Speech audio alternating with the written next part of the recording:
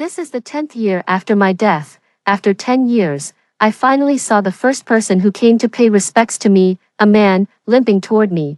It was my father. I died, but I forgot how. After death, my soul wandered in the air, unable to move more than 10 meters away from my grave. It only took me 3 days to go from confusion to acceptance. I spent one day carefully studying my tombstone. It bore my name, Susan LeBron. Beside those words were the dates, and beneath them, a small inscription. Miller LeBron, my father. I tried to recall memories from my life, but they were all tainted by my father's presence. I didn't like him. He was full of flaws, alcoholic, chain smoker, foul-mouthed, with extreme control issues, a frightening face, and a violent streak. He believed violence could solve everything. When I was 5, for some reason, he took me to a small clinic in the middle of the night. My hand was broken, trembling in pain, tears silently streaming down my face. He stood at the door, impatient and agitated, watching me. A nurse, with her back to him, quietly asked me who he was. I said, my father. At that moment, the nurse's look toward me turned strange. It wasn't until years later that I realized she felt pity. The doctor set my bone and directed me to find my father. The clinic didn't allow smoking, but he insisted on it and was forced to the corner. I saw him sitting there, facing away from me, smoking. The cheap cigarettes filled the space with a foul stench, but by then, I was used to it. What's the point of having a girl, if only you were a boy, he muttered. At 5, I had no understanding of gender bias, but I'll never forget his words, nor the irritation in his tone. He wasn't tall, about 1.6 meters, but had a stocky, muscular build, especially in his arms. He always had a buzz cut, his face perpetually serious, and even without expression, he looked intimidating. Since I could remember, he always had a cigarette in his hand. The cigarettes were gifts from his friends, and though he had many, they were mostly cheap ones, with a terrible smell. He liked to drink, and when he was drunk, he became abusive, cursing in words I couldn't understand. His face, which already scared me, contorted into something monstrous, like a beast. Back then, we lived in a single room. I would stand in the corner, watching as he shouted and threw things. There wasn't much in the room to break, mostly old, broken furniture he must have found somewhere. I would wait until he was exhausted and asleep, then I could finally breathe and sleep quietly. I never went to kindergarten and started elementary school directly. Before that, I stayed at home. He wouldn't let me go out. Whenever I wanted to, he would glare at me with eyes that seemed like they might strike me at any second, his voice rough and menacing. What's so great about going outside? But he was hardly ever home, often not returning until the next morning. To prevent me from leaving, he would lock the door. He would leave some bread and water for me. When he came back, he would check if I had eaten. If I hadn't, he would stare at me until I finished it all. Father always had injuries, new and old, mostly from fighting. I had seen him fight before. That day, after a few requests, he reluctantly took me to his workplace, where there were many people like him, some taller and more muscular than he was. That day, in front of me, he got into a fight with someone. Just moments ago, they were laughing and talking, but suddenly he swung a punch, and they were locked in a violent struggle, both of their faces twisted in rage. When his punches weren't enough, he grabbed a wooden stick, but luckily someone stopped him in time. He was covered in injuries, blood streaming from his arm and face, but he seemed not to notice. The man he fought with was in worse shape, lying on the ground, unable to stand. Helped up by others, Father spat on him, turned, and roughly dragged me away. I was terrified, my face pale, my legs trembling, and I had to run to avoid falling. When we got home, I didn't dare say a word, and Father's expression remained dark as he didn't look at me. At 8, almost 9, I finally started elementary school. At school, I was invisible, unnoticed by anyone. I loved reading and enjoyed teachers who spoke gently and showed concern. After Father came to school a few times, his crude appearance and foul language made the teachers pity me even more. In middle school, due to my introverted nature, I was isolated by my classmates, and I heard them talk behind my back. I didn't care. My upbringing made me emotionally numb. Father had more demands on me: no skirts, shorts, or short-sleeved shirts. If I secretly bought any, he would tear them up in front of me with a twisted face. After school, I had to go straight home. He had installed surveillance cameras If I was late, when he returned, I would face a round of rough questioning. This suffocating environment trapped me, but I couldn't escape. It was also because of him that I was spared from physical violence in middle school. My silence made others think I was easy to bully until one day father came to school. He stood behind me, glaring at my classmates. After that day, they stopped bullying me, though they still talked behind my back, because I had a father who looked like he could kill anyone. In high school, I chose a boarding school, finally escaping and getting a moment to breathe. I tried to fit in and made one friend I could talk to. I returned home once every half-month, seeing him less frequently. My memories stopped there. I seemed to have forgotten so much. I kept trying to remember but still couldn't. On the 10th year after my death, I finally saw the first person to visit me. It was my father, but he was different from the man I remembered. He was much older. Limping as he walked, worn down like an old man, I saw him cry, something I had never seen in my memory. "My sweetie, those bastards are all dead. They're all dead," he said, covering his face, sobbing in pain, like a child. Father cried in front of my grave for a long time, as if trying to cry out all the tears of his life. Afterward, he looked even older, standing in front of my grave, as if a gust of wind could blow him away. In my memory, he had been strong, able to knock down people taller and stronger than him with a single punch. He stayed in front of my grave all night. He said, "I'm not a good person, so in the next life, when you're born, may you be born into a normal family, one that loves you and doesn't make you suffer." I couldn't answer him. I just watched him talk to himself. When the morning came, he stood up and walked back. I tried to follow him, managing to move beyond my fixed boundary. I looked back at my grave but kept following him. The place was so remote that it took a long time to see anyone. I saw a couple, laughing and chatting, but their faces turned pale when they saw my father. They looked at him with fear. I overheard their whispered conversation.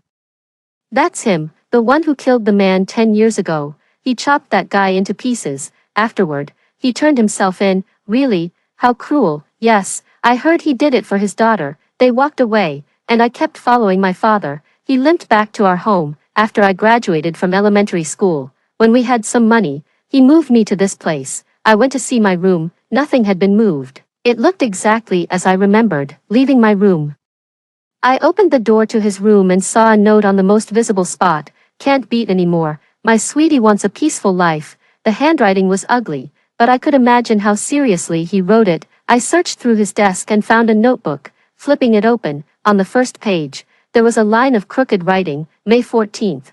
I saw my flower. If you could go back in time and live for 10 more years, when would you want to return to?" Suddenly, a voice echoed in my mind. It said that it was fulfilling my father's request and could grant me one wish. "I want to see my father's childhood when he was 8. "Okay," the voice agreed. When I opened my eyes again, I found myself standing on a street in a small town, just as I was before I died. It was very remote, with no one around. This was the place where my father had grown up. My father never spoke about his past, but from the few words of people around him, I could deduce that his childhood had been far from easy. My father lost his father when he was 5, and when he was 6, his mother left him and ran away. No one wanted to take him in, and he lived alone, surviving on his own. I found my father crouching in a corner, devouring something. It was a filthy piece of bread. "Miller." I called his name for the first time. He turned, eyeing me warily, his expression full of suspicion. "I'm a friend of your father's, and I will be your guardian from now on. Why should I trust you?" I couldn't see any trace of the innocence that an 8-year-old child should have in him. He was far too mature for his age, hardened by suffering, and all he could do was look at the world with a cautious gaze. I couldn't make him trust me, but with the few dollars I had left, I could at least take him out for a good meal. At the table, I watched him eat the noodles greedily, finishing the bowl in less than 2 minutes. I pushed my untouched bowl of noodles toward him. He looked at me like I was an idiot. "I'm not hungry." He didn't wait for me to say more and grabbed my bowl to finish it. Soon, the second bowl was gone. "Are you still hungry?" "No." He wiped his mouth carelessly with his arm. "Have you been hungry for a long time?" I asked. "Why else would I be eating like this?" He replied sharply, his voice laced with bitterness. "Nobody cares about me, so where would I get food?" He was just an 8-year-old child, lacking even the most basic skills to survive. "What did you eat before?" I asked. "Whatever I could find." If I couldn't find anything, I went hungry, he said indifferently. "Come with me, I can make sure you never go hungry again," I said. He looked at me, clearly tempted, but he still replied, "You've thought it through, huh? I'm just a burden." "It's fine," I said. "I've been a burden to you for more than 10 years. He took me to his home, which was very poor.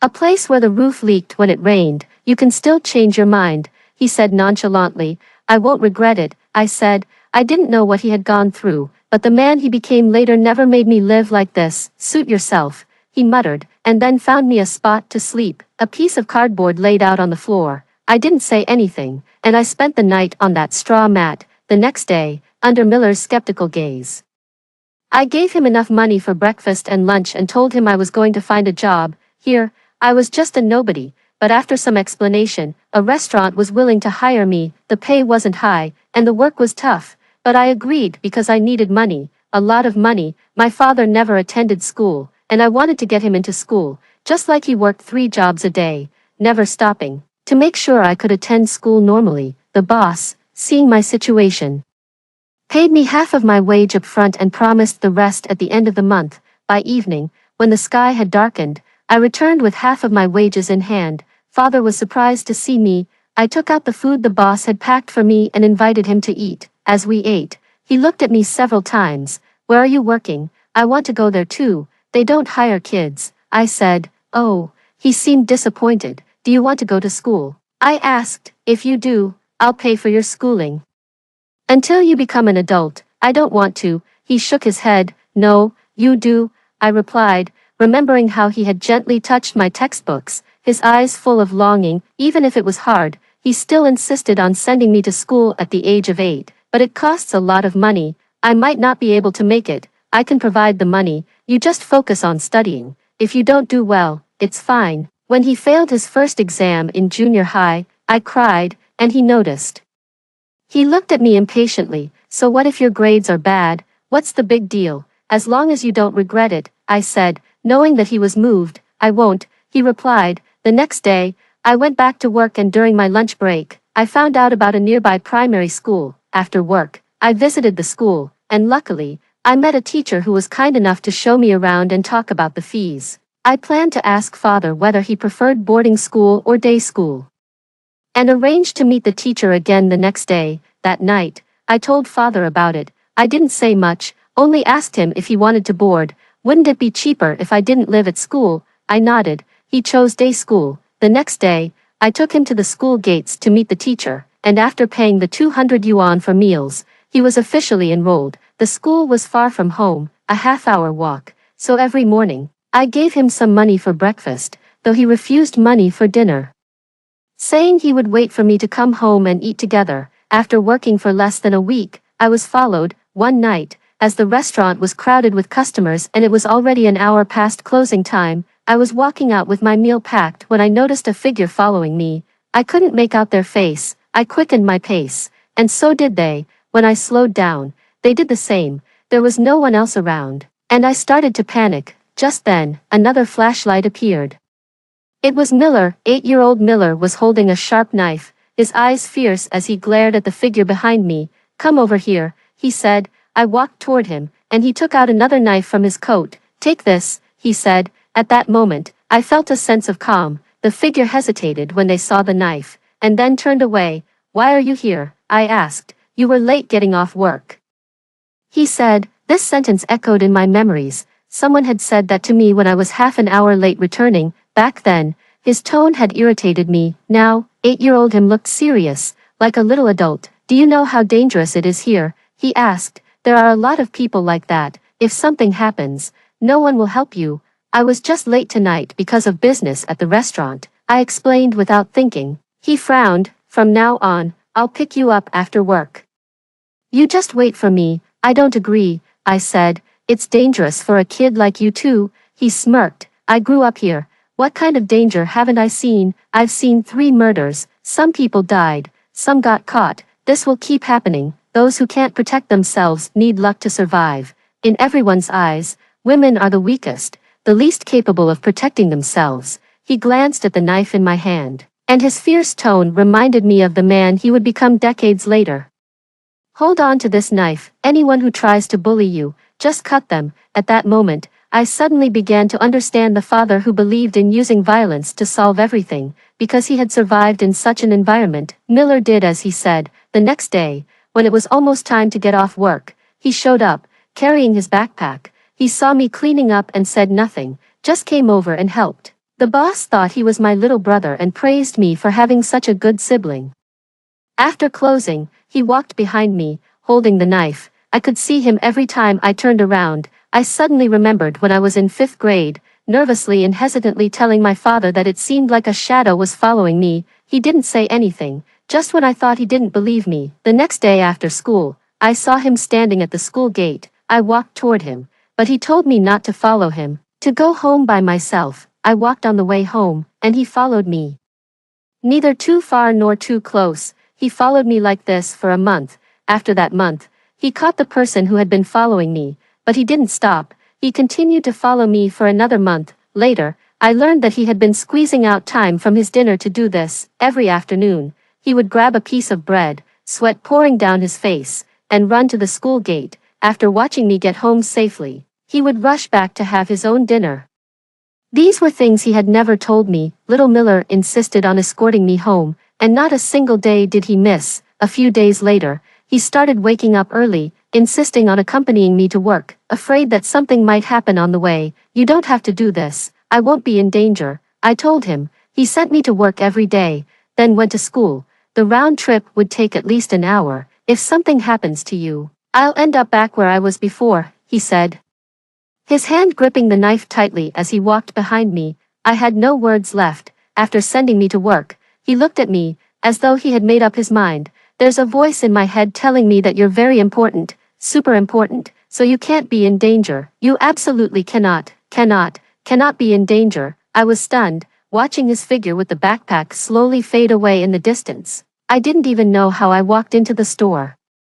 My boss's surprised voice brought me back to my senses. What's going on? Why are you crying? I reached up and felt the cold liquid. Miller would directly ask me whenever he encountered difficulties in his studies, though he was only in 1st grade. The semester was already halfway through, and he was struggling to keep up with the teacher's pace. I sat under the warm yellow light, watching him write symbols that couldn't even be called characters, crooked and clumsy.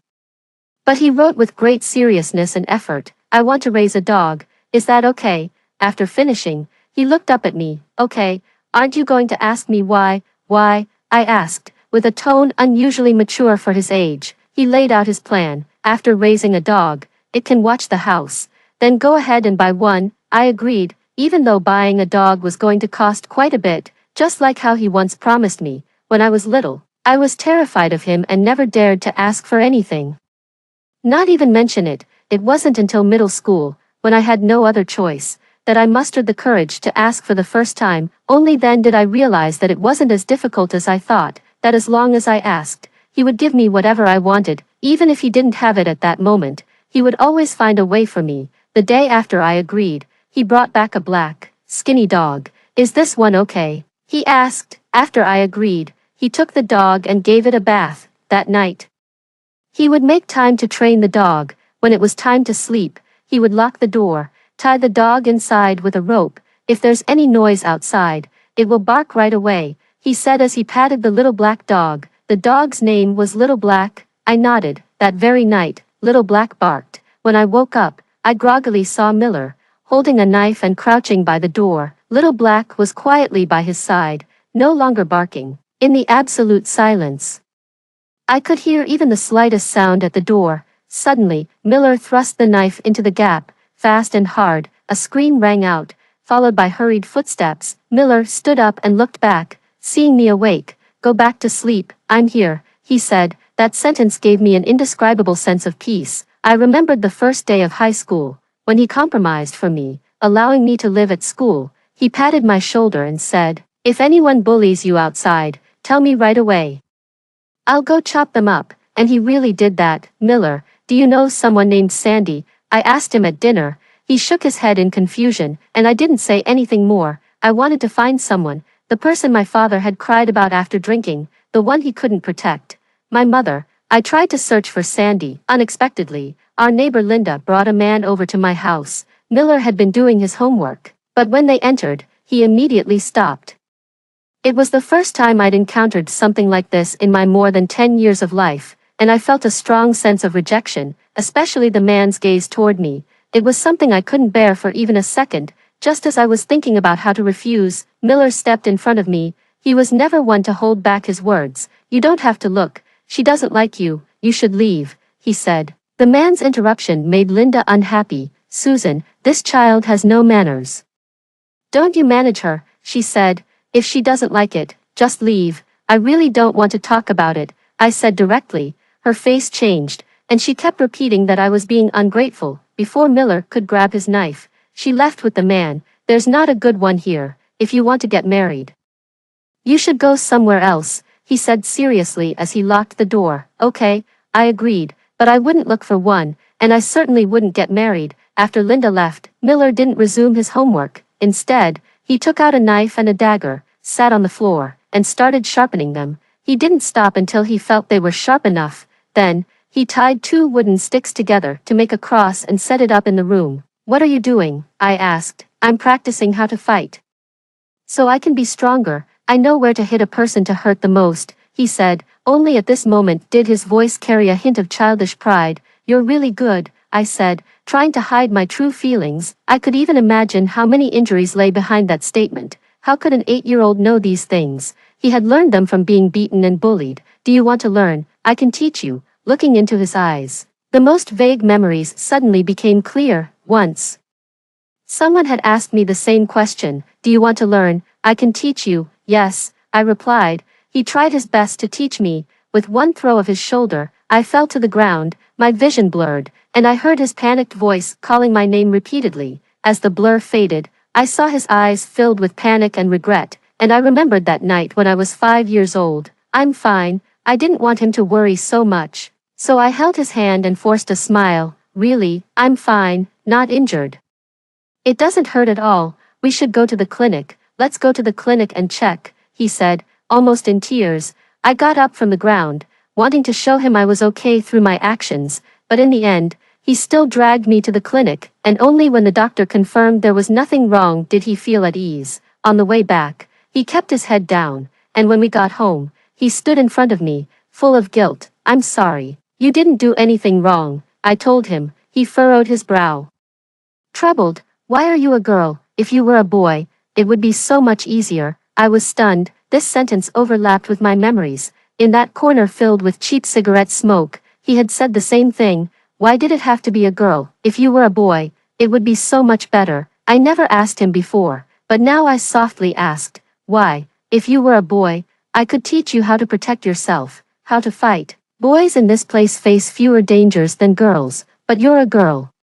Fragile like a flower, it's not safe here for you." After he finished, he became even more troubled. "Don't worry, though, I can protect you." He looked at me with such seriousness. "No, this time it's my turn to protect you." He had protected me for over 10 years. This time, I wanted to protect him for the next 10. Since I rejected Linda, the gossip in the small town has only increased, with some even suggesting that I become their daughter-in-law. I don't care about those rumors, and I won't agree to anyone's proposals. I have a plan in my heart. Once I find my mother and save up enough money, I want to take my father and leave this place for good. Before we leave, though, I want to find that person I've never met. If she's living well, I won't disturb her. But so far, the only 2 things I know about her are these. Sandy, as my father's notebook mentions, was bitten by a dog, leaving a dog bite mark on her left forearm. I can't find Sandy in this town, so I try focusing on the neighboring one. Miller knows about this and is helping me look as well.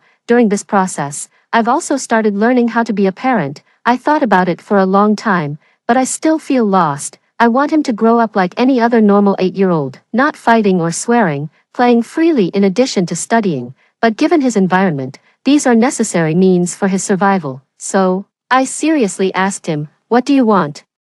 He didn't understand why I was asking, but answered earnestly, "I know I'm a burden right now, but I will grow up soon. When I grow up and have money, I can support you for life." "I'm not lying. Please, don't leave me. I don't need to study. I can eat only 2 pieces of bread a day. I just want to show everyone that I'm not alone. I have a home, and someone is waiting for me there. I'm not abandoned. I'm not a child that no one wants." That day, his eyes turned red. And I couldn't help but cry too.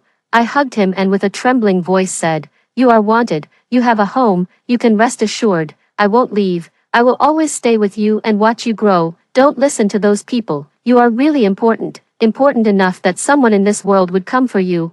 I continue to learn how to be a parent. I sit at the desk after dinner, helping him with his homework. Where there's a spot for a parent's signature, I sign it with care. During parent-teacher meetings, I sit in his seat. 2 months after I moved here, Miller finished his first semester. We moved again, not far, but closer to his school, to a town that is a bit safer than the last one. As the days passed, his smile grew more frequent. On his 9th birthday, I bought a cake.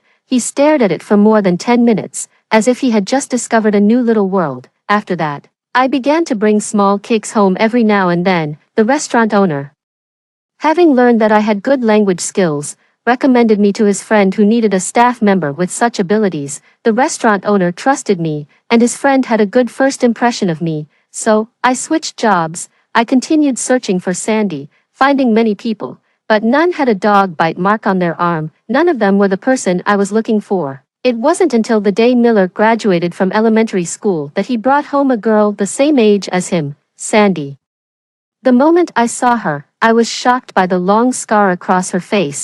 She had thick, long bangs, but they couldn't hide the scar. Her eyes were hidden beneath her bangs, looking at people timidly. I looked at Miller with a questioning gaze. Miller appeared somewhat embarrassed. I accidentally bumped into her. I'm fine, the girl said in a small voice. Miller disagreed. You probably injured your arm. I'll put some medicine on it and send you home. After he said that, he ran to his room and returned with some money. Take this, it's my compensation. This was something Miller wouldn't have done before. It was his current environment that had taught him that if you do something wrong, you must compensate. I could tell from the girl's nervousness and the longing in her eyes for the money, even though it wasn't much. Take the money, I'll apply some medicine to your wound. Her scar softened my tone. Thank you, she said as she took the money. The wound was on her elbow. When she pulled up her sleeve, I saw the scratches and bruises, and I also saw the dog bite mark that had been there for who knows how long. I froze. What's your name, Sandy? The girl said softly. It matched everything. I looked at her face and could vaguely find a few traces of myself in her, though I wasn't as thin and malnourished as she was. The person I had been searching for had been found, but I didn't know how to speak to her. After all, this was our first meeting. There was no need to ask if she was doing well. Her name, the scar on her face, her malnourished body, and her timid, tear-filled eyes said it all. Asking more would just be digging into her wounds.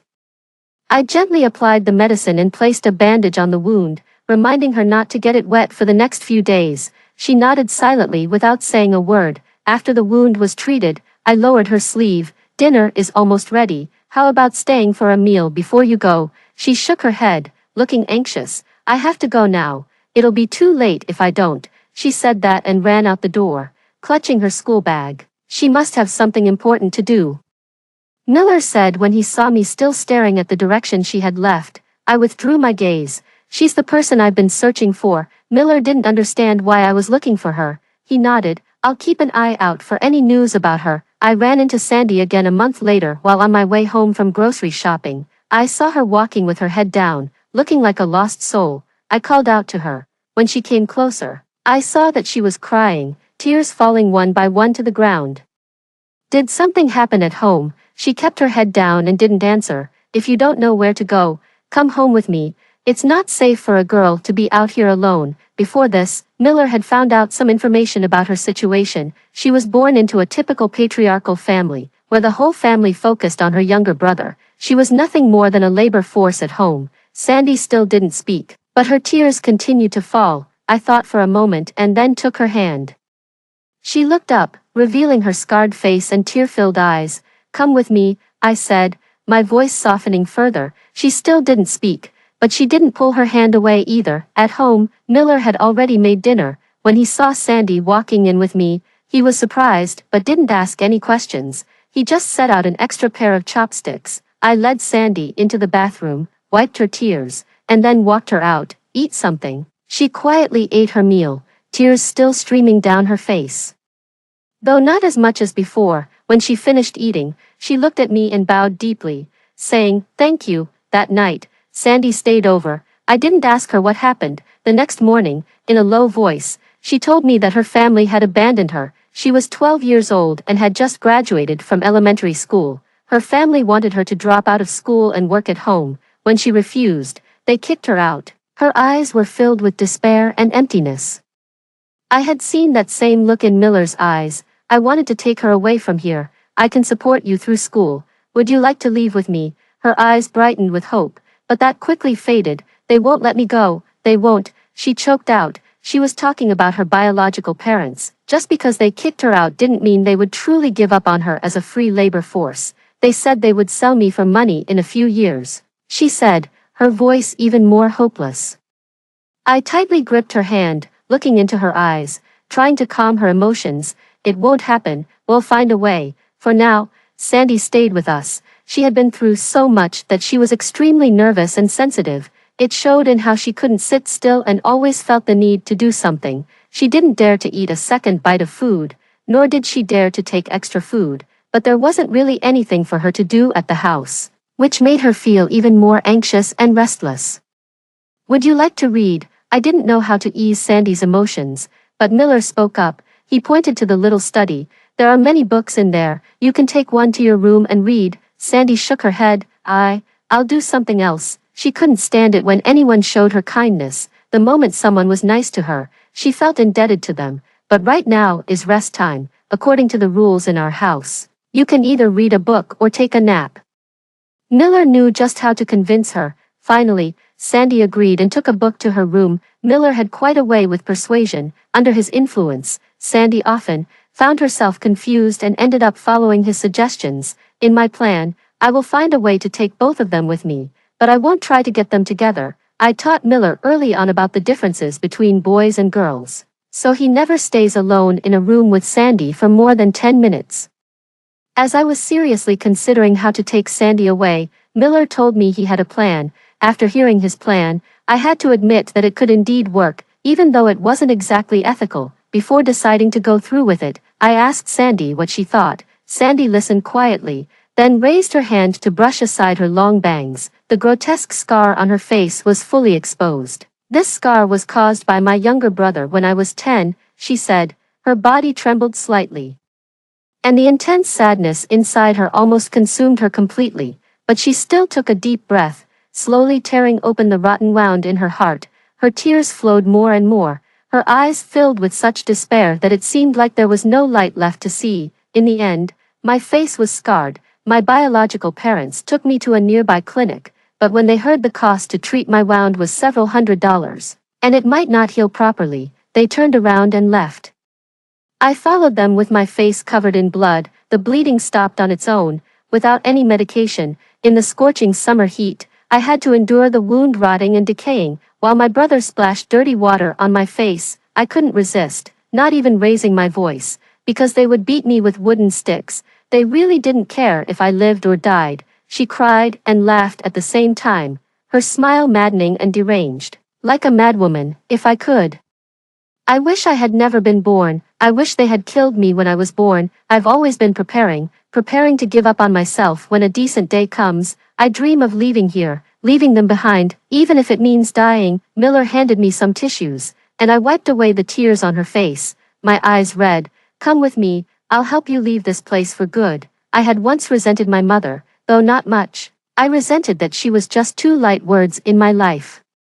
And I envied my classmates who had mothers to go home to, but all of that vanished when I saw her. Now, all I wanted was to take her away from her nightmarish past. "Take me away from here. Anywhere is fine. I'll do anything. I'll listen to you." She pinned all her fragile hope on me, and I couldn't let her fall into despair again. Miller's plan was to arrange a staged confrontation.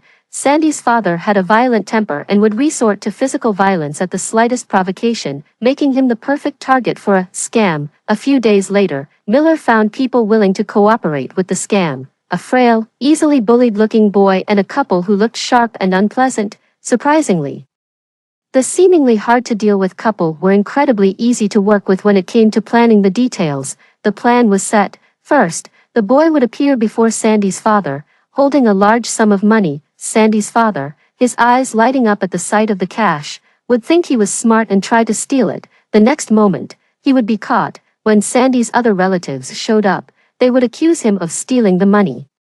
Even though the money had been marked with a pencil-written name, when that trick failed, they would try to get away by walking off. However, the boy's parents wouldn't give up so easily. Stealing money was a crime, and the amount Sandy's father supposedly took could put him in prison for years. Panicked, and after failing to intimidate the boy's parents, they suddenly proposed, "We'll let you go, but you have a daughter, right? Let her come and pay off the debt." They hesitated.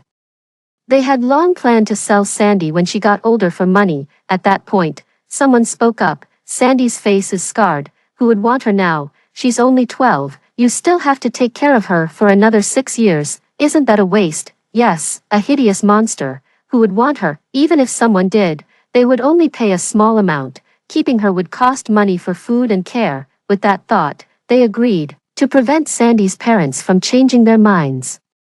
The paperwork was processed as quickly as possible. Sandy's parents practically shoved her out the door, as if she were a curse, wishing they would never see her again. On the day Sandy left, her father locked himself in his room. Sandy didn't take anything with her. She was wearing an old, ragged shirt that no one knew where she had gotten it from. She glanced back at the closed door and then turned away, lowering her head, summoning all her strength to run forward.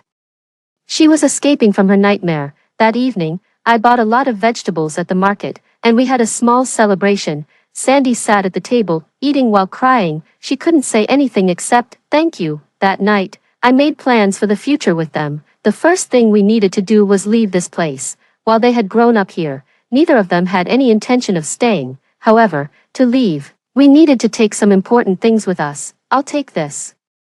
You just carry the lighter stuff." I was counting the things we needed to take, when I heard a sound and turned around to see Miller taking what Sandy had in her hands and putting it on his shoulder. It seemed like the nutrition had finally caught up with him. At 14, he had grown a lot, and now I had to look up to him, whereas before, I had always looked down. "It's fine, I can carry it," Sandy said softly, "but in my house, the heavy lifting is done by the men. We've got me for that."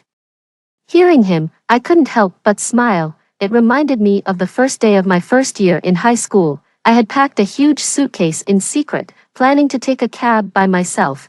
But that day, he didn't go to work, and with a serious face, he grabbed the suitcase from my hands and insisted on taking me to the girls' dormitory. Unlike other parents who fussed endlessly with advice, he simply handed me some pocket money and told me, "If anyone bullies you, I'll deal with them." After we moved to the new city, I didn't rest. I quickly found new schools for Miller and Sandy. Once they were enrolled, I resumed work. Sandy seemed indifferent about the scar on her face, but I knew she cared. She was just too sensitive and insecure to show it. Not wanting to be a burden, I didn't know how to comfort her, so after thinking it through, I consulted a psychologist. The psychologist appeared as a friend and, through observation and communication, slowly analyzed the girl's situation and suggested ways to help her improve. During this time, I received a call from the school. The homeroom teacher said that Miller had gotten into a fight at school and asked me to come in. In the office, Miller refused to back down, standing firm in front of the parents of the injured student and the teachers, insisting he had done nothing wrong. I scanned the room before stepping up and standing in front of Miller. "Teacher, I'd like to understand the cause and the details of the incident." "What cause and details? Your kid hit my son. You have to give us an explanation, or I'll call the police." "I did nothing wrong." I heard Miller's stubborn voice and turned around to meet his gaze, which was filled with unspoken trust. At that moment, he was a 14-year-old boy, still someone I believed in completely. I had been his age once, so I understood. "I know the kind of person you are, so I trust you."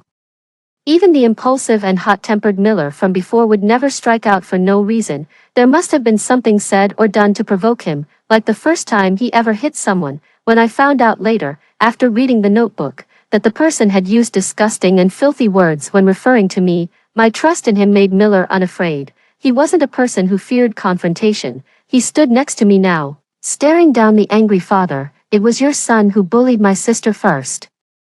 And he attacked me. I was just defending myself." "How do I know you're not lying?" The father, perhaps knowing his son's temperament, now sounded less confident. "Then check the surveillance footage." "Who's afraid of who?" Miller replied, his tone even more defiant than the father's. For a moment, it felt like we had returned to the past, but I knew clearly that we hadn't. If this had been the old Miller, he would have been clenching his fists, eyes fierce, ready to strike at the slightest provocation. I refocused my thoughts and turned my gaze to the homeroom teacher and principal. Let's check the surveillance footage and call the police. If it's our fault, I'll take responsibility. But if Miller's telling the truth, I'll pursue this to the end. Dad, maybe we should just let it go. The injured student, with a slight bruise on his face, tugged at his father's sleeve. The father shot him a harsh look. Looks like this is just a misunderstanding. How about we let it go? His tone had softened, but I refused. No, both parents are here. This has to be resolved clearly. My child doesn't take this kind of injustice. I was firm in my stance, and no amount of persuasion from the homeroom teacher or principal could sway me. In the end, I left the decision of whether to forgive or not up to Miller and Sandy. Sandy didn't come to the office, after all.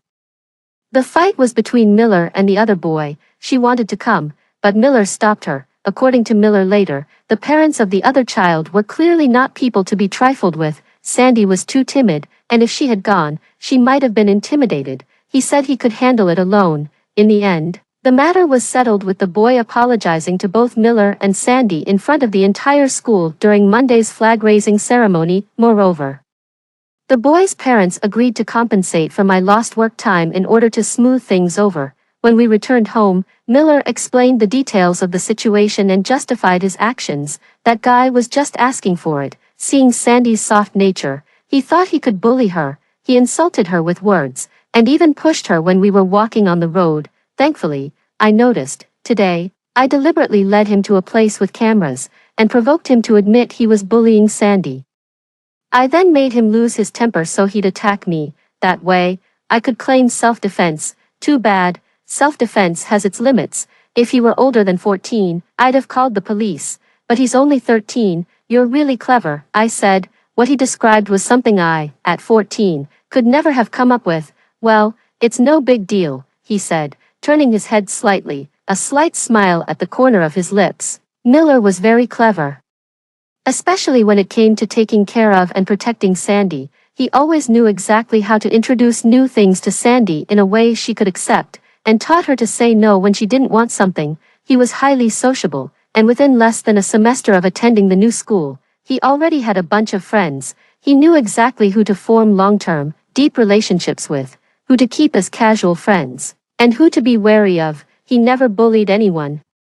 But he wouldn't let anyone bully him either. Academically, he and Sandy were both top of their class, and they had already decided which high school and university they wanted to attend. I didn't need to worry about them at all. As the first year of junior high came to an end, with help from me, the psychologist, and Miller, Sandy finally opened a crack in the mental prison she had built around herself. She agreed to see a doctor. The doctor said that with current medical technology, treatment was possible, but there would always be some scarring, and the depth of the scars could not be fully predicted. The cost of treatment made Sandy hesitate, but in the end, Miller and I convinced her. With the winter break coming, I had to work every day and didn't have time to take Sandy to the hospital, so Miller took on the responsibility. The daily routine was mostly the same. After I walked him through it on the first day, I didn't have to worry about it anymore. On the first day, Miller bought a notebook, where he wrote down all the important treatment details and things to remember. He even kept track of Sandy's wound progress every day. The attending doctor, after seeing this, praised Miller in front of me. It's rare to meet such a smart and thoughtful boy who knows how to take care of others. I've never encountered a family like yours. I relayed the doctor's words to Miller, and he looked slightly embarrassed. It's nothing, since it's been entrusted to me. I'll make sure to do it well. I didn't know how they had met before, but now, I was witnessing their relationship evolve from friendship and familial love into something more. Their feelings for each other were careful, subtle, and tentative. They often found themselves awkwardly sneaking glances or trying to hide their emotions. It was a process I couldn't fully describe with words, one that I had never experienced myself. I quietly observed without interfering. Because I knew Miller would never hurt Sandy, I watched them graduate from junior high and successfully enter their desired high schools. By then, they had probably secretly confirmed their feelings for each other. The atmosphere between them had subtly shifted, but it was still all unspoken, as if they didn't want me to know. I smiled quietly, not pushing them to reveal anything. I had been in this world for 8 years. And I only had 2 years left. During these last 2 years, I began preparing to leave. In fact, I had been preparing for a long time. Once I was gone, Miller would be almost an adult, and Sandy wouldn't be far behind. I would divide the money I had saved over the years in half and give each of them a share. As for other matters, Miller had the ability to survive on his own in this world. Sandy had fully integrated into this world, learning how to interact and deal with people. With Miller by her side, she wouldn't suffer any more harm. That was enough.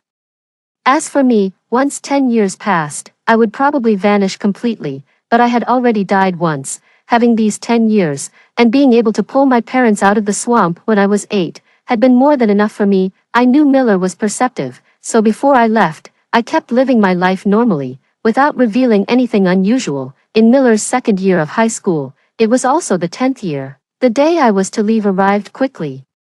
And I could even sense the exact moment when it would happen. I had come in the afternoon, just as the sun was setting, and I would leave at the same time. At 5 in the afternoon, Miller came home from school, holding a large cake with Sandy following behind him. When he saw me, Miller smiled. 10 years ago today, you appeared in my life. Today is the 10th anniversary. Susan, thank you. Thank you for appearing and giving me a new life. I froze, my eyes stinging and swelling. You don't need to thank me, it's I who should be thanking you.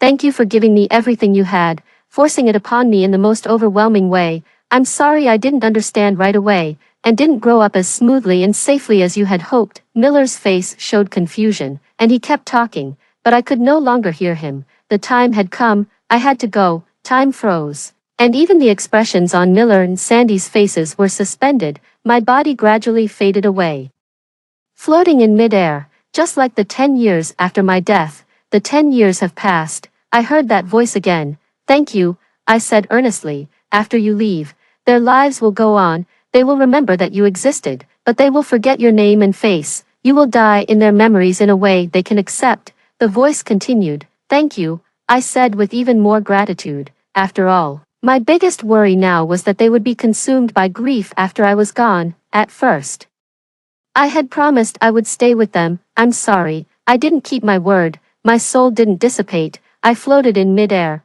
watching their lives unfold. In their hearts, I had already died. In a way they could accept, they remembered me, sometimes thinking of me, and every year, they would visit my grave. I had been with them for 10 years. I watched as they graduated from high school, went to the same university, and eventually became a couple. After graduating, they got married. That same year, Sandy became pregnant, and the following year, they had a healthy baby boy. When they looked at the baby, Miller seemed a little disappointed. I heard him muttering, I even prepared little dresses, and it's a damn boy. I smiled softly, a wave of bitter and sweetness rushing through me. I had been with them for 10 years. Watching them name the boy Simon. 10 years later, Simon was 3. Once again, I heard that voice. It's time for you to go. Okay. I felt my soul slowly dissipating, and I smiled as I closed my eyes. This was enough. It was the best it could have been. The baby is here. It's a girl. I heard a strange voice, and when I opened my eyes, I saw a hospital room. Let me take a look. A familiar voice rang out, and I saw Sandy's pale, weakened face. She looked at me, a satisfied smile on her face.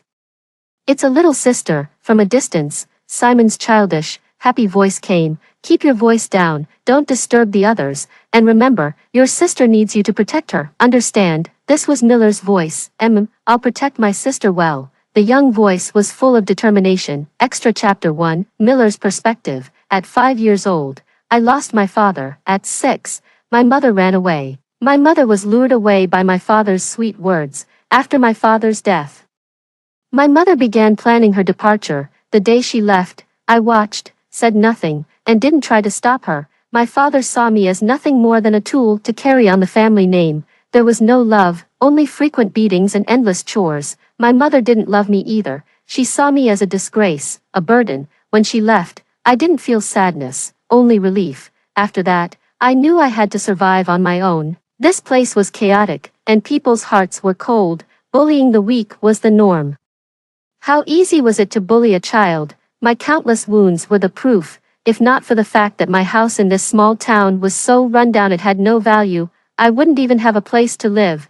When I was hungry, I dug through trash to eat. When I was thirsty, I drank from the river. I didn't know what was safe to eat and what wasn't. When I was bullied, I fought back. Even if I couldn't win, here, if you don't fight back, you might die. If you lose, you might be beaten to death. So, if death was inevitable, what was there to fear? I gritted my teeth, determined that, even if I were to die, I wouldn't let the other person have an easy time. I must have been lucky, though, because I survived, and fewer people dared to provoke me. Along the way, I witnessed the filth of this place. I saw a girl who had been wearing a little white dress, bouncing to school the day before. The next day, her body was found in the garbage dump, covered in filth. Her family was heartbroken and grieving.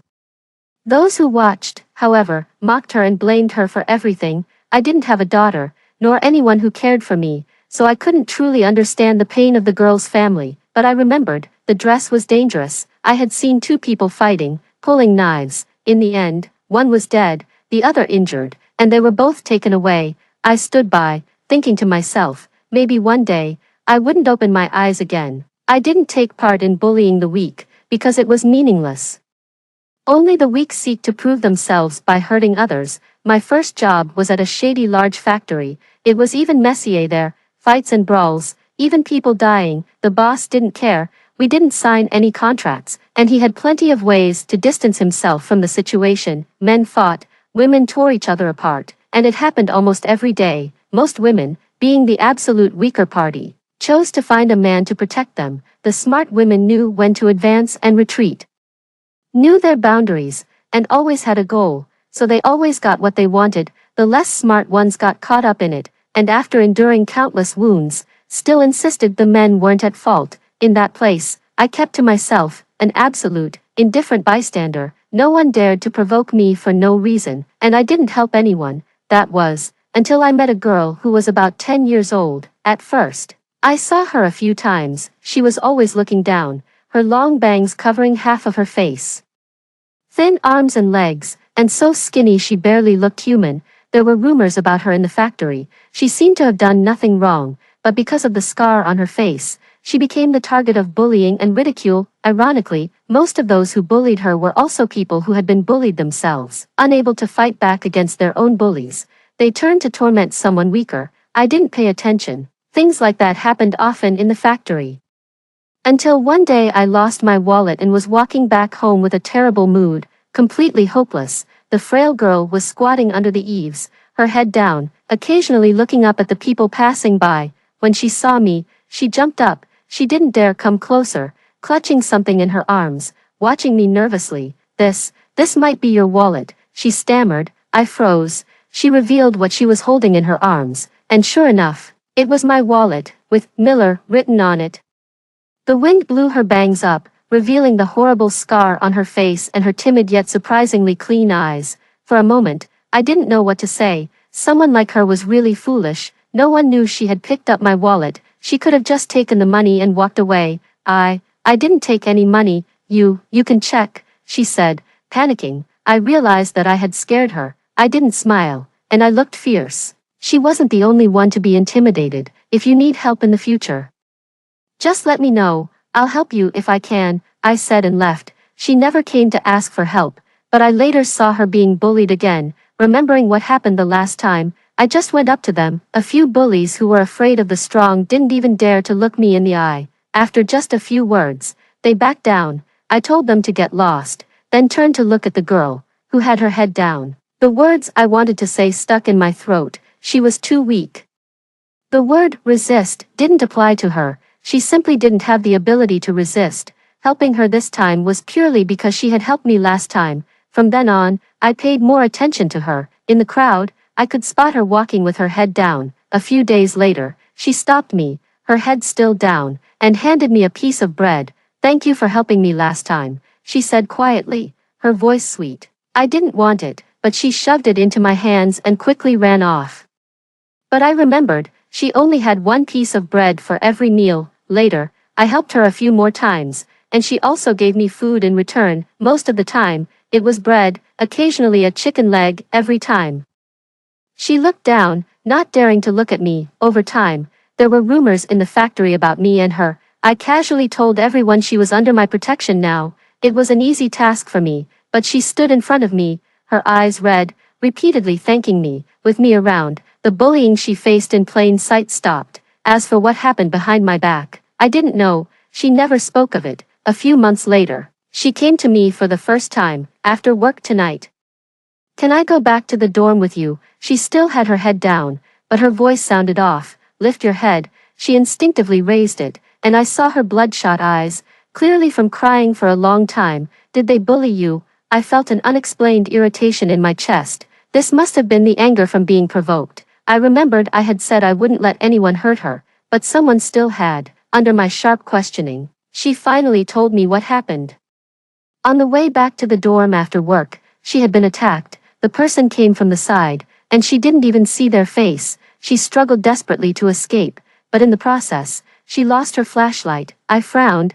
There were so many people in the factory, and she hadn't even seen the attacker's face. Finding them was impossible. "Forget it, you must be busy." She seemed scared again, but what did it matter to me? "Tonight, be quick, I don't like waiting for people." I said that and left. That night, I showed up by her workstation right on time, watching her scramble to pack up her things, and then she followed me behind with her bag. She was so slow, only able to keep up with me by running awkwardly. Her strength was so small, carrying something so light, switching hands between left and right, but still struggling under its weight. After 2 more times of turning around to check on her, I stopped. "Give me your things." She was sweating, shaking her head. "It's fine, I can manage." I frowned. "Do you want to waste my time?" Even though I had nothing to do when I got back, she didn't move, so I snatched the things from her hands. "What do I carry now?" she asked. I tossed her the flashlight. "You carry this." She took the flashlight, struggling to follow me, and the light from the flashlight swayed wildly on the ground. The factory spread rumors that I was interested in her. Such ridiculous gossip. I couldn't be bothered to respond to. And when it was brought up in front of me, I neither denied nor admitted it. They didn't dare to joke around too much, for fear that I would take action, and so, years passed like this. I became an adult and started planning to leave, no longer paying attention to her, until I caught her with a knife, drawing lines across her wrist. I stopped her, watching as she crouched down on the ground, crying uncontrollably, through her sobs. She told me that her family had already arranged a marriage for her.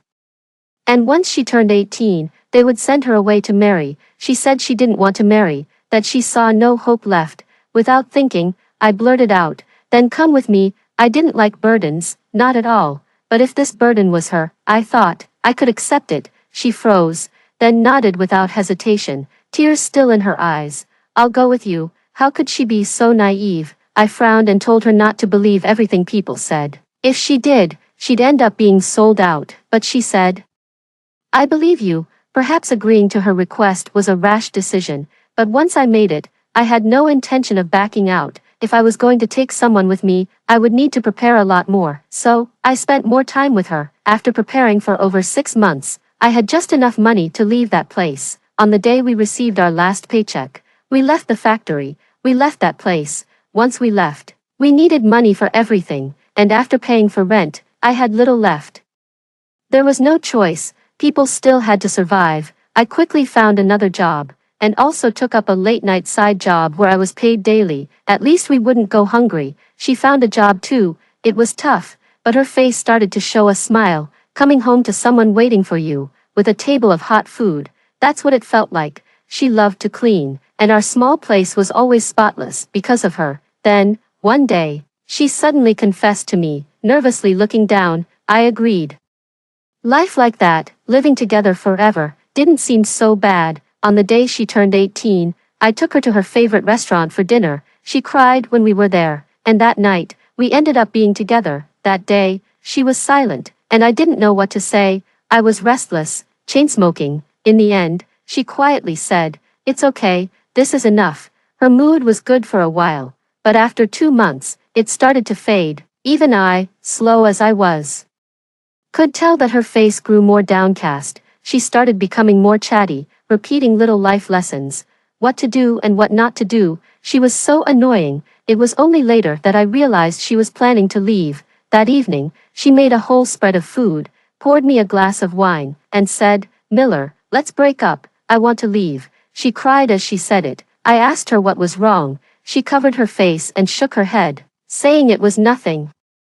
Just that we weren't right for each other. What did right or not right even mean? That night, I lost control and asked her a lot of questions, but when I saw her tears, I ended up giving her some money and sending her away. After she left, my life returned to how it was at the beginning, but something felt missing, empty. During that time, I smoked and drank more heavily than before. I knew smoking was bad for my health and would shorten my life, but I never cared. A year later, I returned to that place and heard rumors about her. Apparently, her family had arranged a marriage with an older widower, but for some reason, the marriage had fallen apart after only a few months. A few months later, her family found another match for her, someone who was also no good. I wanted to take her away, even though she had said those things to me before. I had never bowed my head or apologized to anyone in my life. For the first time, I had done that for a girl who couldn't even curse.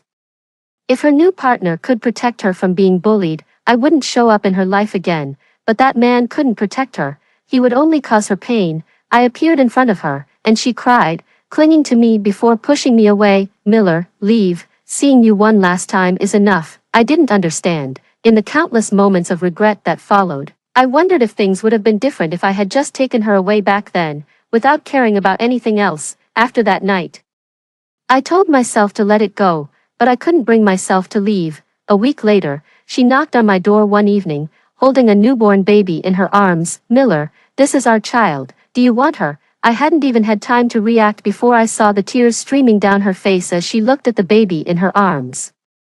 Miller, please, take her with you. If you won't, I'll leave with her. My heart ached. I agreed. I'll take you with me.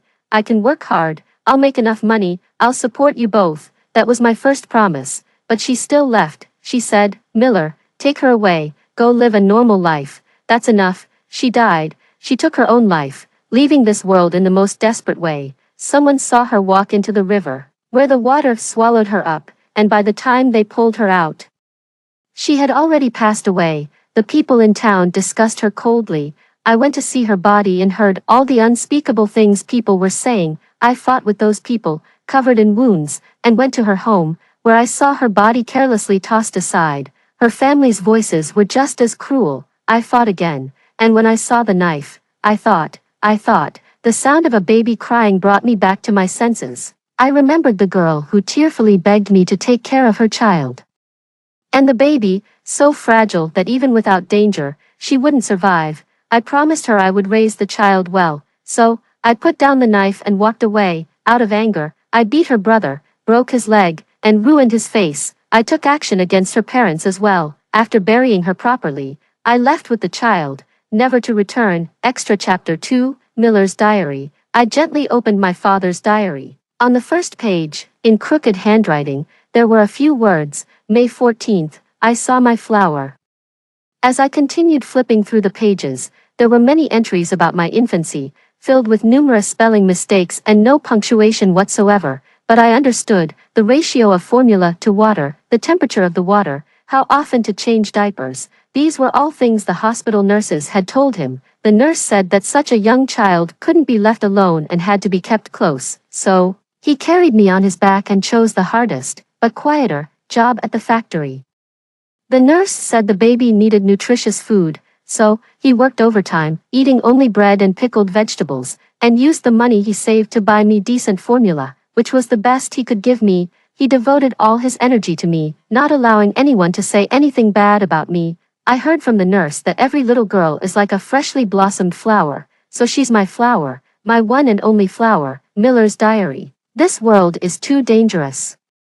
I can't remove all the possible dangers to my flower, so I must keep her safe, locked in my glass jar. Miller's Diary. In his eyes, the world was dangerous, so he used the most forceful means to keep me away from those dangers. Leaving the house was dangerous. Not eating was bad for the body. He wanted many things, like for me to go to school at the right age, like the other children, and to have what they had. So, he worked his hardest, sometimes doing 3 jobs a day, and eventually managed to get me registered in the household registry and enrolled in elementary school. His temper wasn't good, not at all, and his appearance was fierce, enough to scare anyone at first glance, but he had never truly yelled at me. No matter what I did, right or wrong, He never criticized me. The curses that came from his mouth were never directed at me. They were just his way of venting emotions. I should quit smoking. It doesn't matter if I die, but she can't be harmed.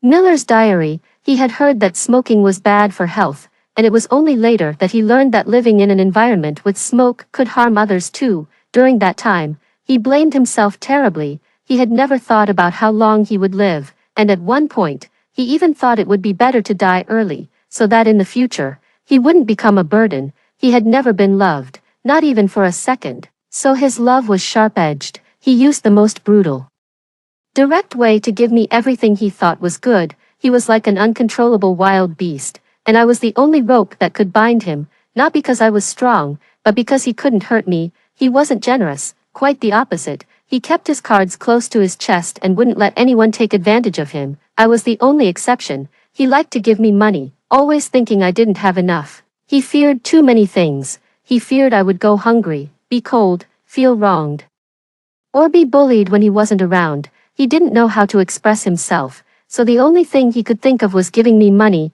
He had a long-term goal, to save up enough to buy me a house and show me that those dirty men were nothing. He could take care of me for the rest of my life. Like him, wasn't good at expressing myself. I didn't want to see him get hurt anymore. He truly stopped fighting, even when provoked. He learned to hold back, for me. He endured for years and eventually gave up because of me. I died in an unmonitored street, at the hands of 3 drunken men. He collapsed because of it. 2 of the killers were sent to prison, while the third, who came from a wealthy family, blamed the other 2 and successfully cleared his name. After arranging all my affairs, he took a knife and went after the third man. In the end, he turned himself in. On the last page of the diary, he wrote one final sentence: "I'm sorry." Dad broke his promise. I stared at those words, the immense sadness almost swallowing me whole. If you could go back in time and live for 10 more years, when would you go back to? I heard a voice in my mind. When father was 8, I want to see his childhood. I wanted to fill the world with the gentleness and love it owed him. Alright, I never thought I would be alive again, that I could return to the past, that I could pull them out of that dark swamp. That was enough. As for me, I had already died, but I opened my eyes once more, and once again, I felt the scorching sunlight. I became their daughter again, this time with a round-faced little brother. I was given a new name, Jasmine. I remember in my father's diary, it mentioned the origin of my previous name. Girls are like flowers. I hope Jasmine will be a beautiful jasmine flower, forever blooming. The man who once had bad habits and foul language was now full of sunshine and smiles. He had started a company, and outside of work, he spent all his time with the family. Mother's scars had faded over time. The pain couldn't be erased, but father had given her the greatest sense of security, allowing her enough confidence to face the world. The smile on her face couldn't be concealed by the scar. My little brother started school and, after finishing his homework, would appear behind me, eagerly circling around me, mumbling, "Jasmine, did you miss your brother today? I brought you some candy, look." Jasmine, Dad says boys shouldn't bully the weak, but anyone who bullies their sister is a bad person. When I was in middle school, I saw my mother's brother. He was living poorly, thin as a rake, dressed extravagantly, with dry, yellow hair like dead grass. I subtly let father see him. Father had ways to make sure he couldn't stay in this city. He didn't even get to see mother before he left. Extra Chapter 3, Sandy's Perspective. What is it like to be born into a family that values sons over daughters? From childhood to adulthood, my younger brother was their precious gem, their heart's darling. While I was nothing more than labor, they used to do their bidding. In my memories, there was no laughter, only endless chores to do. If I didn't do them well, I would be beaten. Anything they could grab quickly. They used to hit me. Over time, my brother also learned to bully me, no matter what he did. In their eyes, he was always right, even when he cursed me with filthy words, words he didn't even understand. He was praised for it. He took pleasure in bullying me, and he never knew how to show mercy. The worst time, he ruined my face. That time, my parents scolded him and said something I will never forget. "Why did you scar her face? No one will want her anymore. She won't fetch a good price." In their minds, I was just an object. I wanted to ask them countless times, why did they even have me? I would rather have never come into this world at all. I tried to end it all so many times, wanted to give up on myself, but I couldn't. I wanted to leave. To see the world outside, the world my teachers described. Meeting Miller was probably the luckiest thing that ever happened to me in my life. He looked fierce, like a thug, and at first, he scared me so much I didn't dare to go near him. Returning his wallet was only because I wanted to live with a clear conscience. I still remembered what the teacher said, that a person should have a conscience, because only then could they be called human. Without it, they were no better than animals. There were many rumors about Miller at the factory, most of them bad. People were too afraid to confront him and would only gossip behind his back. But after I got to know him, I realized he wasn't like what they said. He was truly a good person. He never mocked me because of my scars, nor did he bully me for my weakness. I returned his wallet, and he helped me once. After receiving his help, I felt I had to repay him. Our connection slowly grew. Later, I became afraid to walk home alone at night, and he waited for me, carrying my heavy bags and walking in front of me. He never knew, and I never told him. In the endless, gloomy years of my life, he was the only light. No one had ever given me a sense of security, but I found it in him. Looking at his back, I suddenly felt that maybe this world wasn't so bad after all. So, when he asked if I wanted to leave with him, I didn't hesitate to say yes. Call me naive, call me foolish. I believed in him, and only in him. Later, he took me away, and we successfully left that place, but it seemed like I had become a burden. I didn't want to drag him down. I was afraid he would regret it, that I would be nothing but a hassle to him. So, I worked hard to do everything I could. Those were the happiest times of my life. I was with him, even though we hadn't married. I thought we would always be happy like this, until I got pregnant, and saw my uncle at the clinic. I really wanted to be with him forever. I had a dream, in which we had a daughter. She was different from me, and I would give her everything I had never received. But then I woke up. My uncle threatened me. If I didn't go with him, he would call the police, make a scene, and make sure that Miller wouldn't have peace. The little knowledge I had couldn't prepare me for what might happen if he really did that. Would Miller get arrested? But I knew Miller. He was impulsive, and he would lash out. I didn't want him to get hurt, and I certainly didn't want him to be imprisoned for life.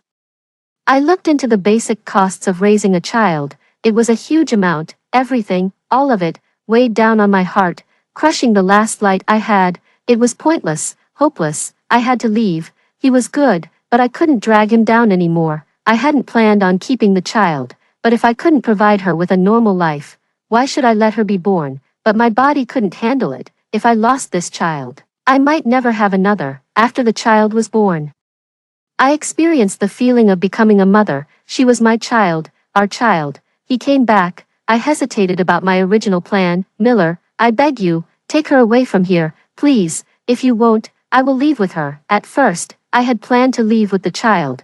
If she stayed in my parents' hands, she would walk the same path I did.